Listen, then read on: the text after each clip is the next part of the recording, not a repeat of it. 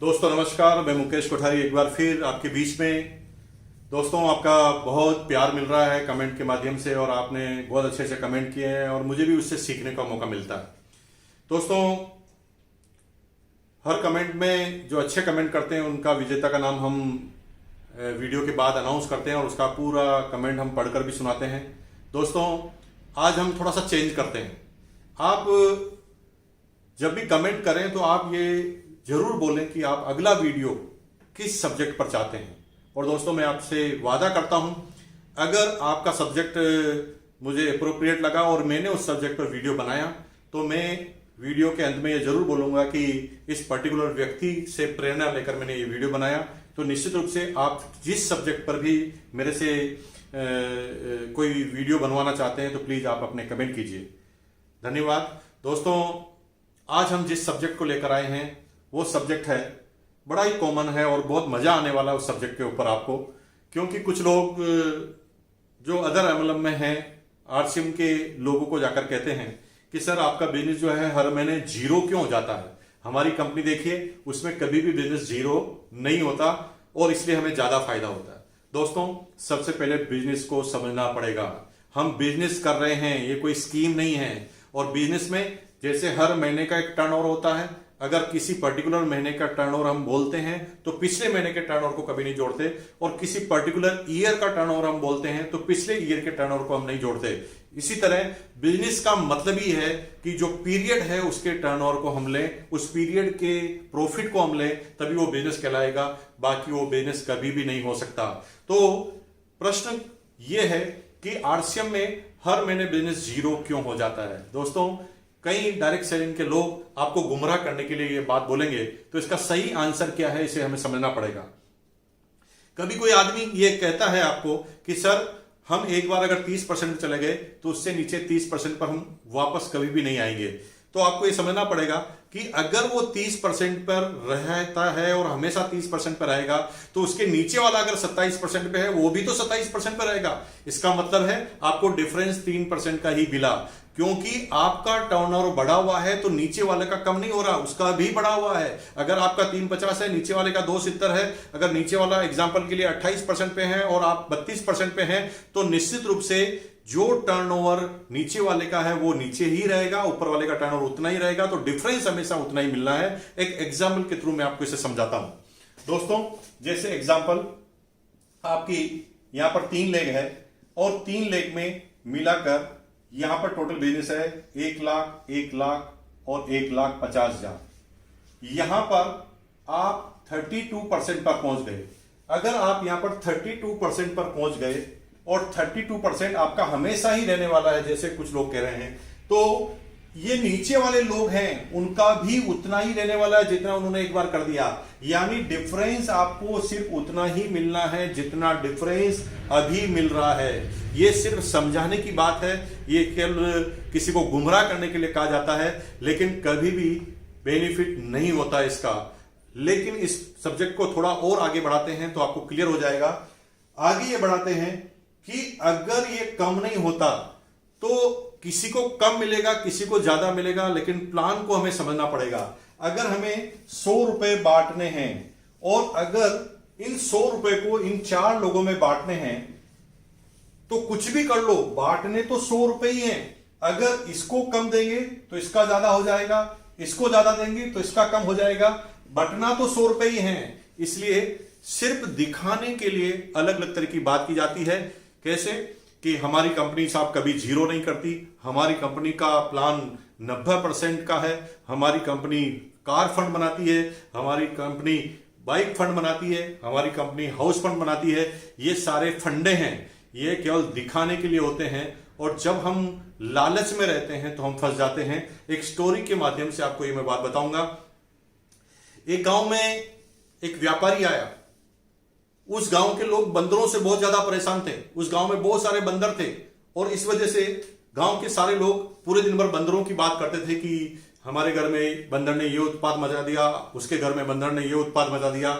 और वो व्यक्ति सर्वे करके आया कि ये लोग बंदर से ही परेशान हैं, तो एक बिजनेस लाकर एक बिजनेस ऑफर उन गांव वालों को इकट्ठा करके उनको बिजनेस ऑफर देता है और कहता है कि सर मैं एक बिजनेस लेकर आया हूं। हमारी कंपनी एमएनसी है, विदेश की कंपनी है और हम अच्छे क्वालिटी के बंदर इकट्ठे कर रहे हैं।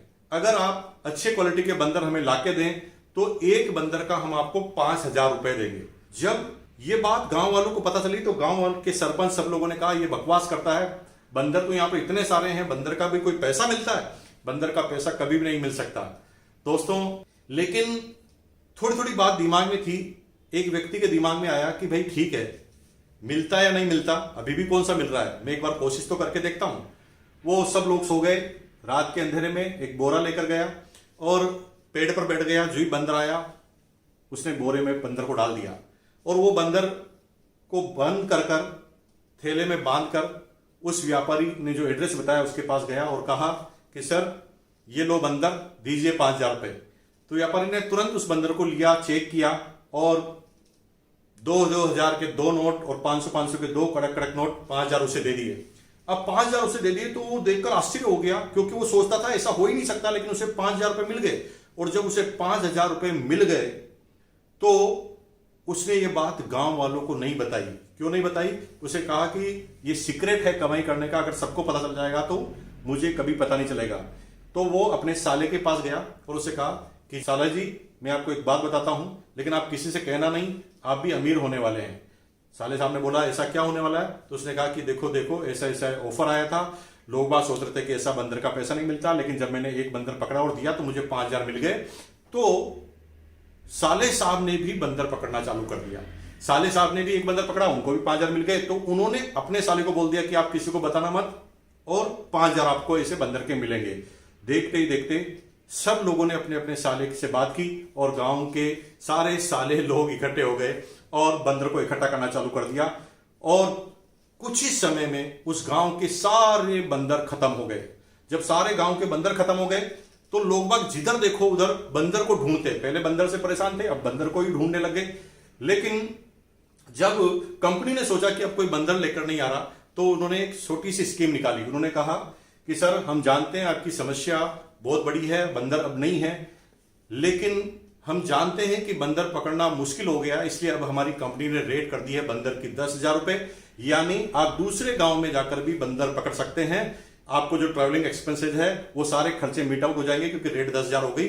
अब क्या हुआ, गांव के सारे लोग ने दूसरे आसपास के गांव के बंदरों को भी पकड़ना चालू कर दिया और देखते ही देखते बंदर जो है दूसरे गांवों को भी खत्म हो गए। जब रेट 10,000 हो गई, गांव में बंदर खत्म हो गए, तो उस कंपनी ने तीसरा ऑफर दिया कि आप अदर स्टेट में भी जाकर पकड़ सकते हैं, क्योंकि अब हमारी कंपनी ने रेट जो है 15,000 रुपए कर दिए बंदर की। इस तरह देखते ही देखते दूसरे स्टेटों से भी बंदर आने लगे और पूरे एरिया के सारे बंदर खत्म। जब पूरे एरिया के सारे बंदर खत्म हो गए दोस्तों, तो कंपनी ने एक बोर्ड लगाया और बोर्ड लगाकर लिखा कि हमारी कंपनी अब जितने भी बंदर है उसको एक्सपोर्ट करने का काम कर रही है, इसलिए कंपनी जो है अब 1 महीने के लिए बंद रहेगी। लेकिन हमारा कारोबार बंद नहीं हुआ है।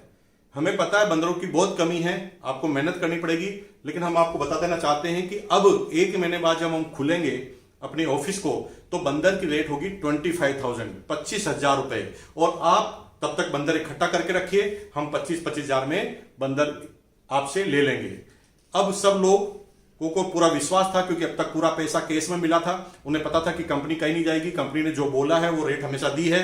तो सब लोग बंदर को इकट्ठा करना चालू किया, लेकिन कहीं उन्हें बंदर नहीं मिला, क्योंकि सारे बंदर तो कंपनी ने बंद कर लिए थे। अब क्या हुआ, कंपनी का ही एक बंदा पब्लिक में गया और किसी एक व्यक्ति से जाके बोला बंदर चाहिए बंदर। तो उसने कहा बंदर है तुम्हारे पास? वो कहा चुप धीरे, बंदर है लेकिन रेट है 20,000 रुपए। तो उसने कैलकुलेशन लगाई कि अगर 20,000 में बंदर खरीद लेता हूं तो सिर्फ 1 महीने बाद ये बंदर 25,000 में बिक जाएगा, यानी सीधा 20% का प्रॉफिट है। तो उसने बंदर खरीदा, लेकिन उसने साली को बता दिया कि साली जी एक बहुत बढ़िया स्कीम आई है, मैंने कुछ बंदर खरीद लिए हैं अपना मकान बेचकर, अगर आप भी श्योर एंड सर्टेन प्रॉफिट चाहते हो तो आप भी कुछ बंदर का इन्वेस्टमेंट कर दो। तो उनके साले साहब ने भी बंदर खरीद लिए, साले साहब ने उनके साले को बोल दिया, तो उन्होंने भी कुछ बंदर खरीद लिए। और देखते ही देखते जो कंपनी ने जितने भी बंदर इकट्ठे किए थे वो पब्लिक में ही वापस बांट दिए। और दोस्तों वो कंपनी वापस नहीं खुली। तो समझे क्या कि वो कंपनी सारे बंदर 5,000 में लिए, 15,000 में लिए, और वही बंदर उस कंपनी ने सबको 20,000 में वापस बांट दिए। अब तक जितनी भी कंपनियां डायरेक्ट सेलिंग में आ रही है, वो बंदर बाट वाली कंपनी आ रही है, वो सिर्फ दिखाती है, करती कुछ ही है। डायरेक्ट सेलिंग वो है, मैं एक बार फिर कहूंगा, डायरेक्ट सेलिंग सिर्फ वो है जो बिजनेस एथिक्स पे चले, जहां पर हर महीने बिजनेस का टर्नओवर हो, हर महीने उसका कमीशन बटे, जो जिस परसेंटेज में है उतना बेनिफिट उसे मिले, और साथ साथ में बिजनेस कैलकुलेशन से, बिजनेस माइंड से वो कंपनियां काम करें। अगर हम बिजनेसमैन की तरह से इस बिजनेस को करते हैं, तभी जाकर हम बहुत ज्यादा सक्सेसफुल होने वाले हैं। बंदरवाट कंपनियों से हमें सावधान रहना है, हमें एथिक्स पर काम करना है, लगातार हम काम करते रहेंगे। बहुत बहुत धन्यवाद आपने कि आपने पूरा वीडियो को देखा। कमेंट करना बिल्कुल मत भूलिए, और पिछले वीडियो में जिन्होंने बेस्ट कमेंट किया, जिसका नाम अभी आपके सामने हम ले रहे हैं। सर, जय आरसीएम।